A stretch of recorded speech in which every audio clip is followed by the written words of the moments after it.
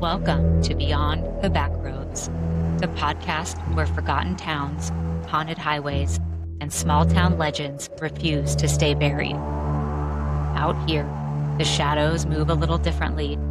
Every backroad has a secret. Every quiet place has a story it wants to tell. We take you past the city limits, into the places where history, mystery, and the unexplained blur together. Some of what you'll hear is strange, some is unsettling, and some, well, might just keep you up at night. So buckle up, we're heading beyond the backroads. Welcome to Beyond the Backroads.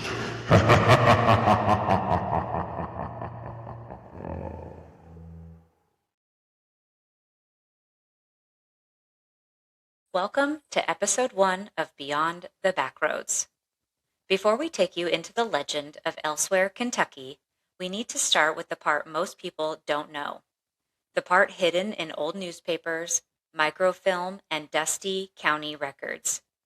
Elsewhere was real. Not a myth, not a story, a real town that somehow slipped out of history. Yeah, and here's the strange part. There are almost no official records.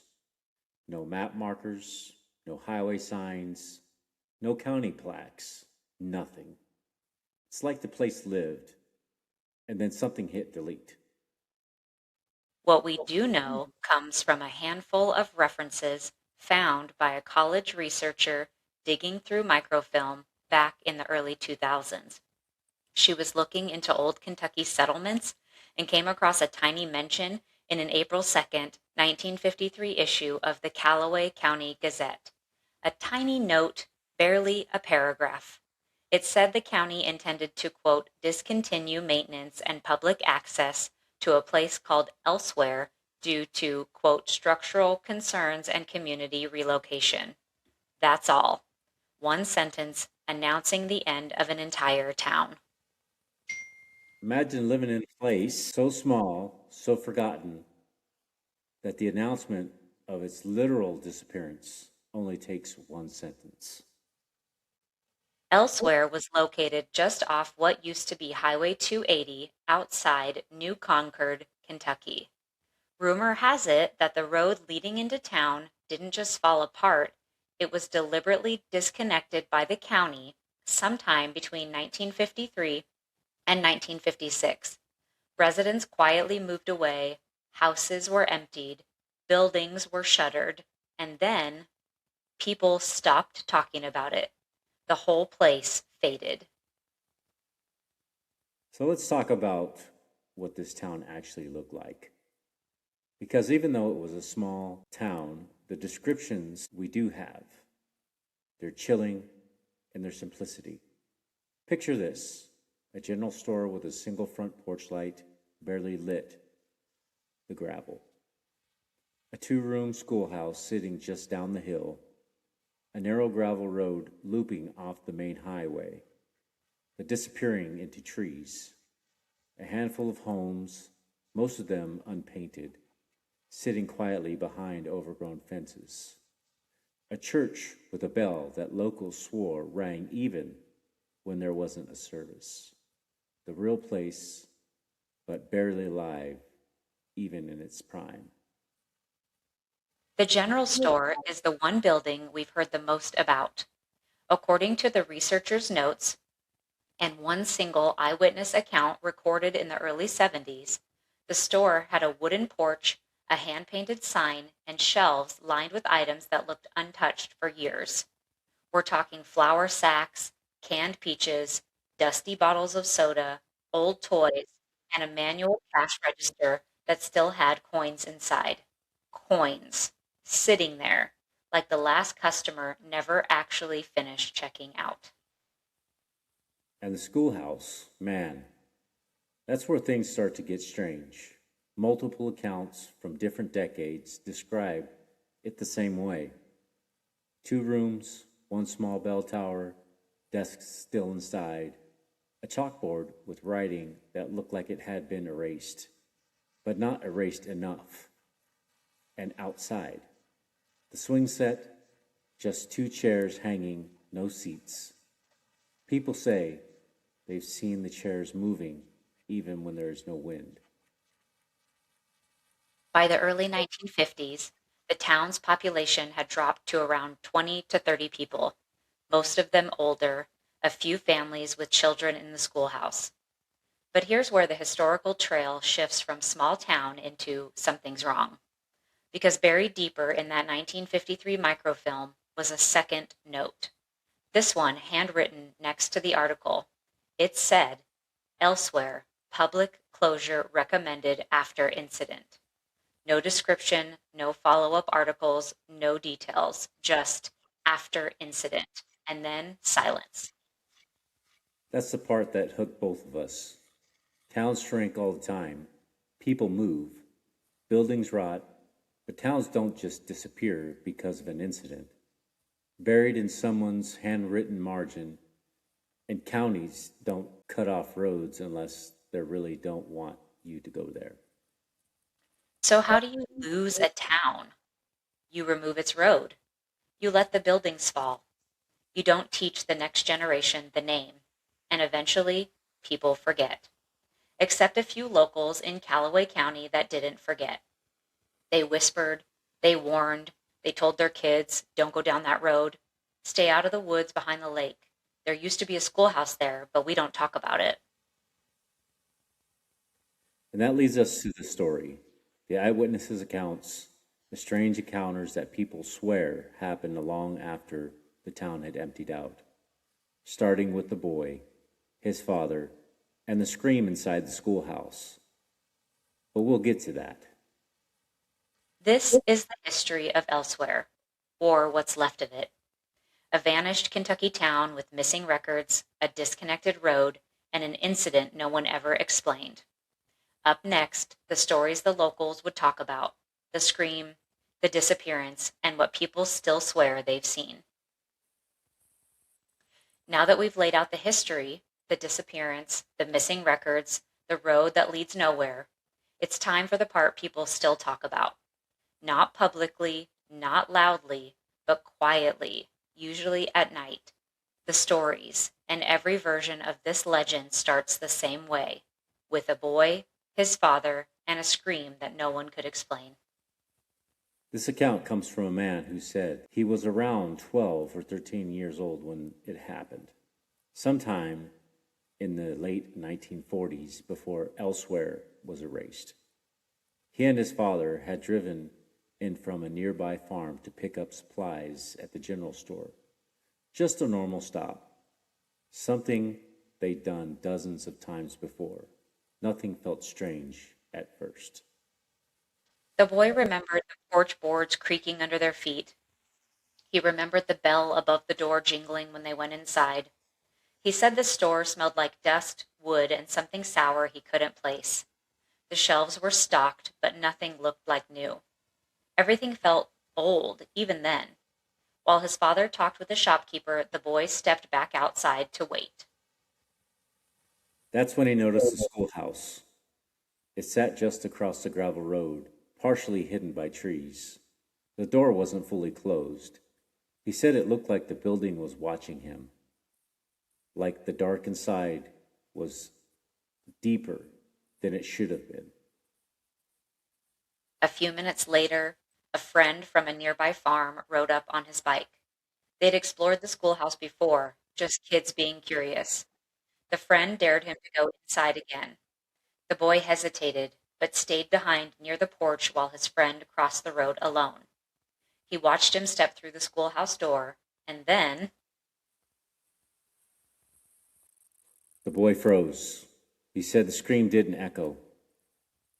It didn't fade. It just stopped, like someone turned it off. his father ran out of the store. The shopkeeper followed, pale, shaken, already backing away from the doorway. All three of them rushed toward the schoolhouse, calling the boy's name.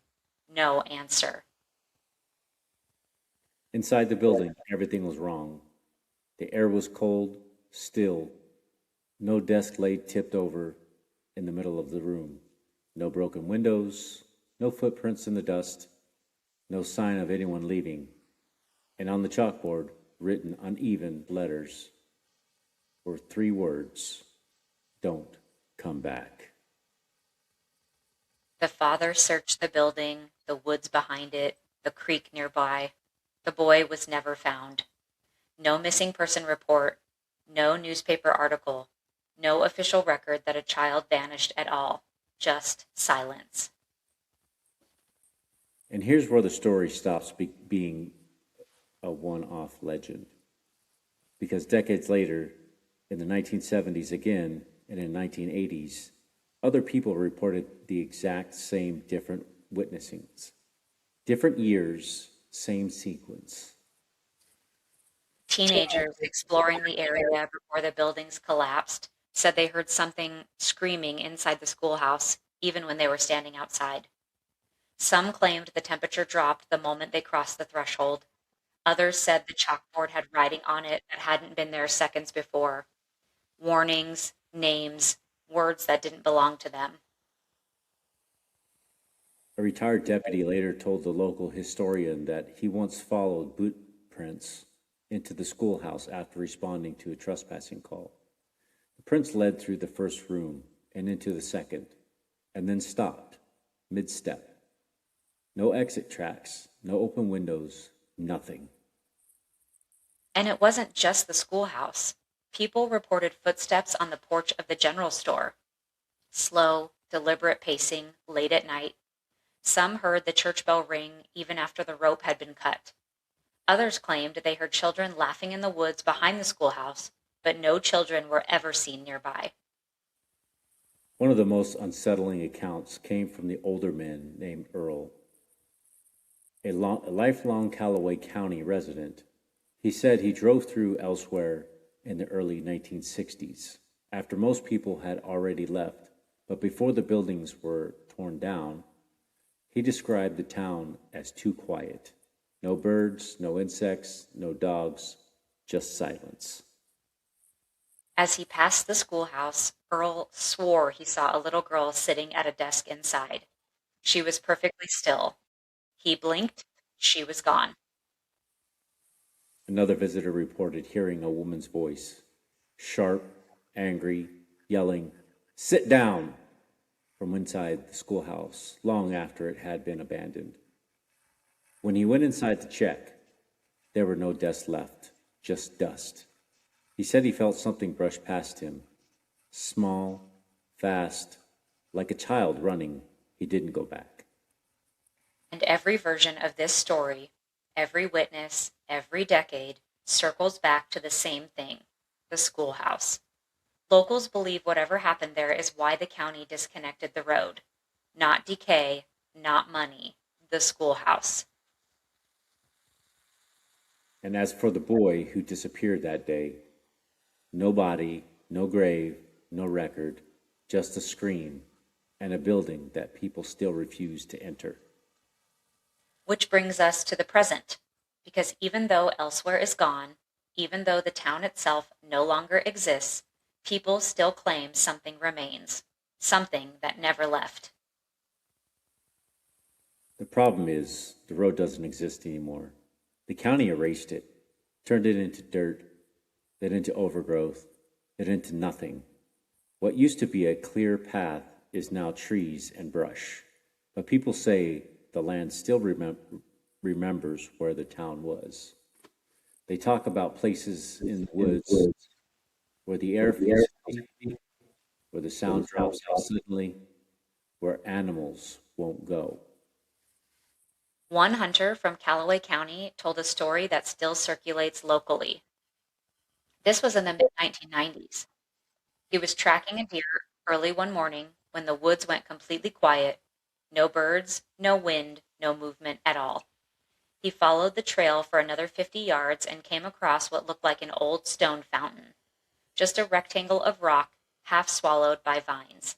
He crouched down to look closer.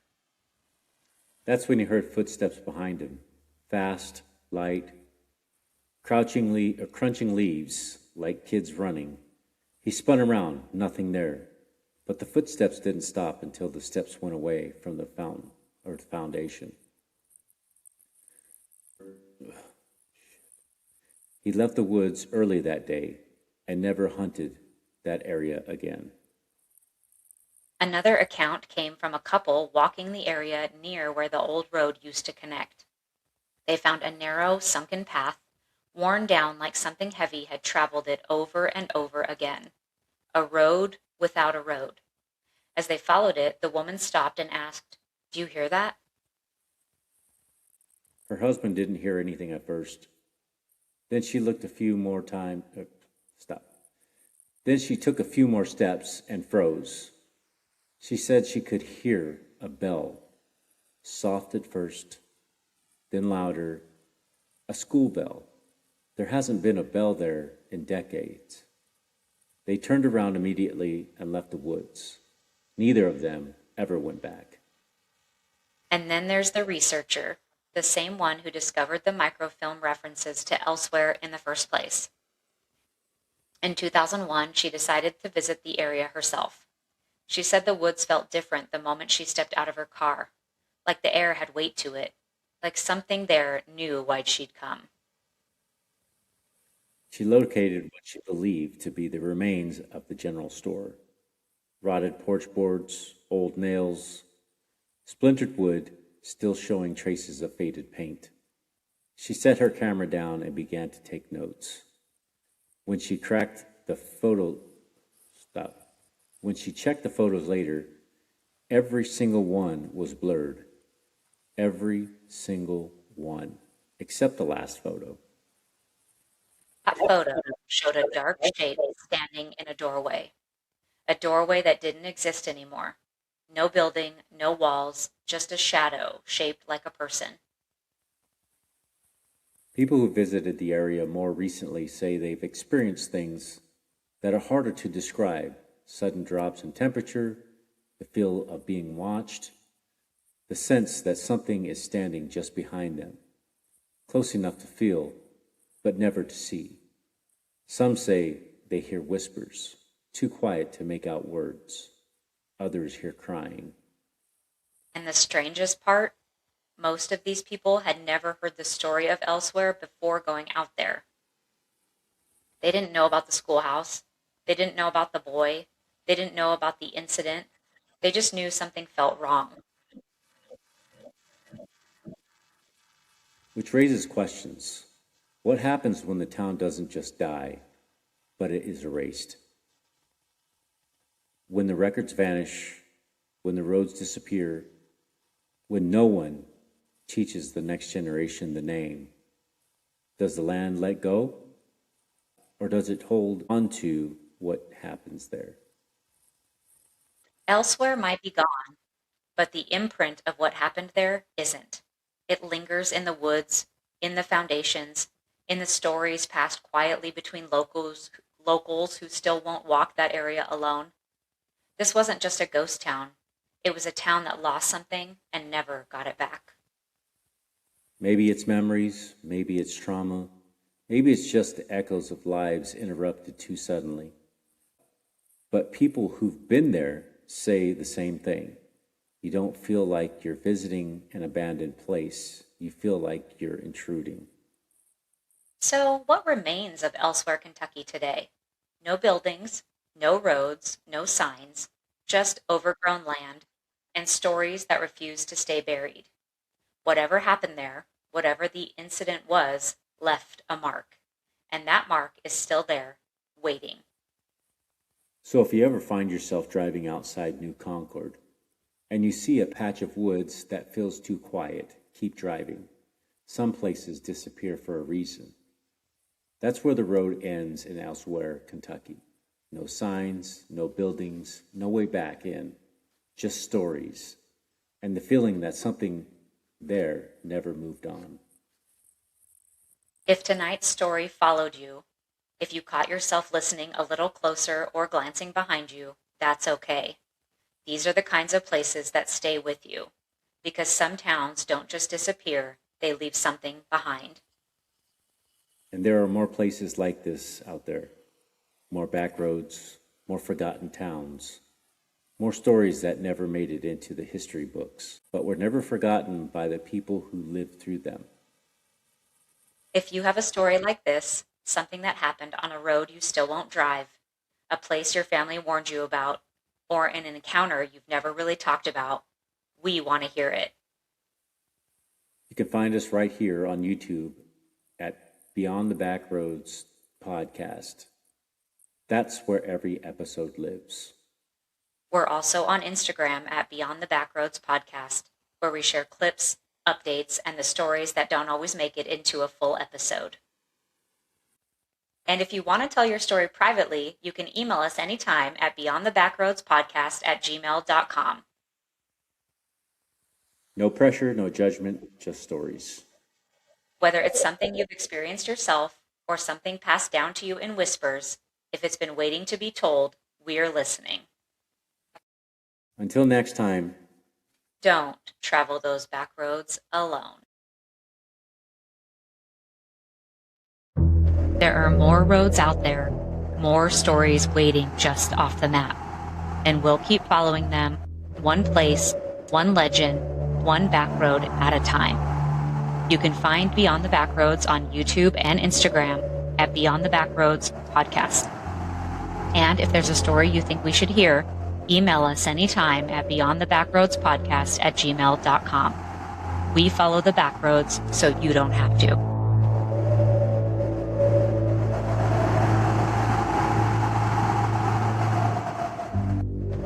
We will see you next time.